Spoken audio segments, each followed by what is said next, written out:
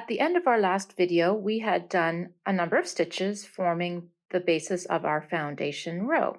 I could continue this on, but what I wanted to do now is show you how we're going to move on to the next part, where we're going to start to make the work do like a 180-degree turn, and so we can start picking up stitches along the edge here. But before we do that, I actually want us to sort of deal with this last stitch, which is our slip knot. It's not really a Nalbinding stitch, and it's kind of makes things messy at the end. So once you've got a number of stitches, we can go ahead and remove this. So really all we're going to do is pull the tail out from the knot here, and we can also follow back through the stitches from the tail part, continuing on till we get it all out. There is an overhand knot still kind of remaining here, which we can get rid of that too as we like. So what we now have is a nice piece of work that is 100% Nalbinding stitches. So that's great. We're going to get it back onto our thumb. So recalling that we want to look at the last 3 loops here. We want to make sure the yarn is pointing down, and we're going to get the working yarn over top of our thumb and get the stitches back onto our thumb again. So I want to show you how we're going to turn the work. And I'm going to just do a couple of more stitches just to give myself a little bit more working area. So as you recall, we're going to move the stitch up, pick up, twist, and down. And maybe there's the tail trying to get in the way. So that's one. Maybe we'll do one more. So pick up, twist, and down.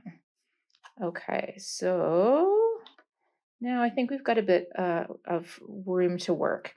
So with this, we're going to start to be picking up stitches along this edge, and it sort of looks like a bit of a braid along the edge, but these are actually sort of the edge of these stitches that we're going to be picking up as we go. Now there's like three sort of stitches that have been formed, and they're all still attached to this row. If you look, you can follow back and sort of see where these stitches are still up to. So like this is still an active, kind of in an active position. So I'm just going to put this back on again. Make sure we have all the stitches in the right order. Super important, as we said before. And there we go. So they're on my thumb. So this one here is still kind of an active stitch. It's like 1, 2, 3. All these are still active. So we want to go to the one that's sort of before that. And with this type of a stitch, we're doing a finish 2 plus 1 with a 2 front pickup. So that actually means we're going to be picking up 2 of these stitches each time we go through. So at this point, I'm going to pick up this stitch, which is sort of 2 away from our active stitches, and the one to its left. So now we've got 2 on the tip of the needle. And very carefully, we're going to sort of swing around and pick up also the top one off your thumb. So you got to be careful you don't sort of lose everything at this point, keeping the stitches in order. We just picked it up, twist, and it's getting kind of loose, and down, making sure we go under our working yarn. There we go. Now, what's kind of cool about this is we're going to do it 2 more times. So it's like a 3-point turn is how I like to call this. So we're going to go through these same 2 loops again. So you just pick them up again, pick up the thumb stitch carefully. All right, twisting it and going down. I'm going to make my tail on my working yarn a little bit shorter here so we can see it. And one more time, pick up the front 2, pick up the one on your thumb, twist, and down. Whoops, I missed one. Ooh, but I noticed that. Yikes.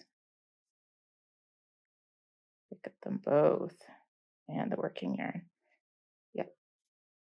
There we go. That's better. Good thing to notice these things now because it's a little bit trickier to pick them up later. Okay, so now essentially we've gone around the corner. We've used these 2 repeatedly. You can see they're looking kind of stretched out. So now in the normal way of doing these picking up stitches, except for this sort of fancy going around the corner, we're going to pick up the last active stitch and the one to its right. So it would be this one here and this one, and then the thumb stitch and twist and down.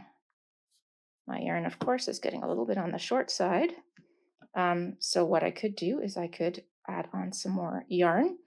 I think I'm going to need to do a little bit of that if we're going to continue, because I want to also show you what we're going to do at the opposite end.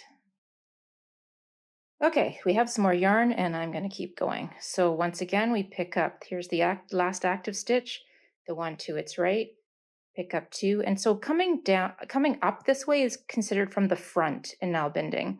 We can also pick up stitches like this and give a little bit of a twist to them. And that's called picking up from the back. So that's kind of like considered the back of the work, whereas this is considered the front of the work. So we're doing a two front pickup.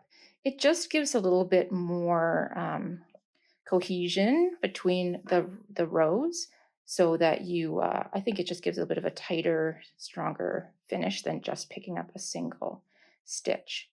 So I'm going to do a few more until we get close to the other end.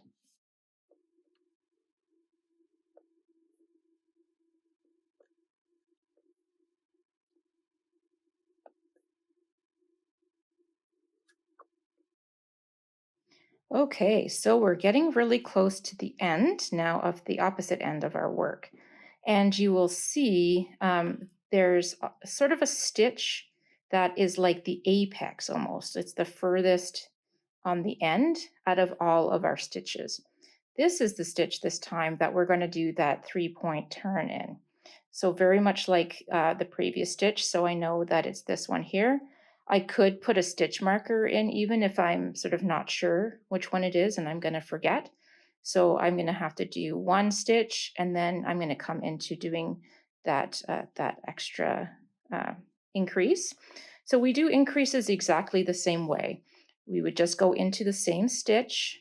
Like if you wanted to increase for, say, a circular pattern and you're going around in a spiral and you wanted to increase, same idea, you just go into the same stitches multiple times, usually two. We're doing 3 to get all the way around this corner, but 2 is usual. So here comes the first one. So we're going to pick up the furthest one and the one beside and 2 twist and down. So that's number 1 through that stitch. Here we go again through the same, making sure we get the same ones again. Number 2 through that stitch. Of course, now we're close to the tail. The tail just wants to get into everything. And then finally the third one, back through those same 2 stitches, pivot, don't grab the wrong thing, and down. Okay, so now we're kind of now working on the opposite side. So we've done like a sort of like a 360 of our work here. We started on one side and we went around the other side with our increase 3-point turn. And then now we've done the same thing. And so we're just going to keep on following the stitches as we go around, and we are just going to go around and around. So the next video, I'm going to talk about how we're going to set up the bottom of our bag by doing some increases that are going to make the bag both wider and longer.